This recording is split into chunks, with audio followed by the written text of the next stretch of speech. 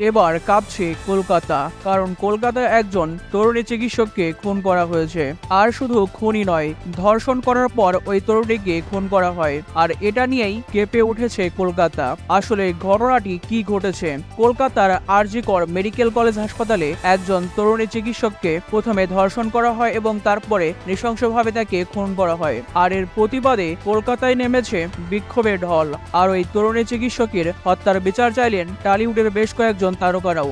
মিমি চক্রবর্তী থেকে শুরু করে ঋতুপর্ণা সেনগুপ্ত, সৃজিত মুখার্জি এবং স্বস্তিকা মুখোপাধ্যায় সহ অনেকেই ওই তরুণী হত্যার প্রতিবাদ জানিয়েছেন।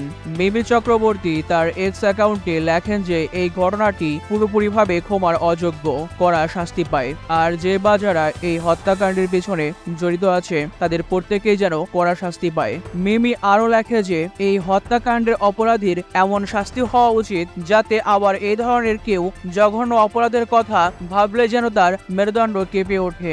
এই নারকীয় ঘটনার জন্য কেউ সন্তানহারা হলেন, কারো স্বপ্ন অকালেই ঝরে গেল, কোনো পরিবার অপূরণীয় ক্ষতির মুখোমুখি হলো। আর তাছাড়াও ঋতুপর্ণা সেনগুপ্ত লেখে যে আর কত আঘাত পাবে পরিবারগুলো। কলেজ হাসপাতাল, কোথাও কি কোনো নিরাপত্তা নেই? আর এইভাবে মৃত্যু কেন? কি এর ব্যাখ্যা? আর এই ঘটনায় আমরা খুবই হতাশ। এত অন্যায় কেন? নিষ্পাপ মেয়েটি আর ফিরবে না। কি দোষী বা ছিল মেয়েটির? আমরা একজন চিকিৎসককে হারালাম।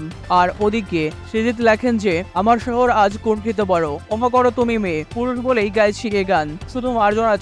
স্বস্তিকা লেখেন ভাষা নেই নিন্দার, এই দোষীদের সাজা হোক। মেয়েটা ভুল সময়ে ভুল জায়গায় ছিল বলেই তার দিকে আঙুল তুলব না। তারপরে তার প্রশ্ন, একটা হাসপাতালেও কিভাবে মেয়েরা নিরাপদ নয়? আর আমরা যাবই বা তাহলে কোথায়?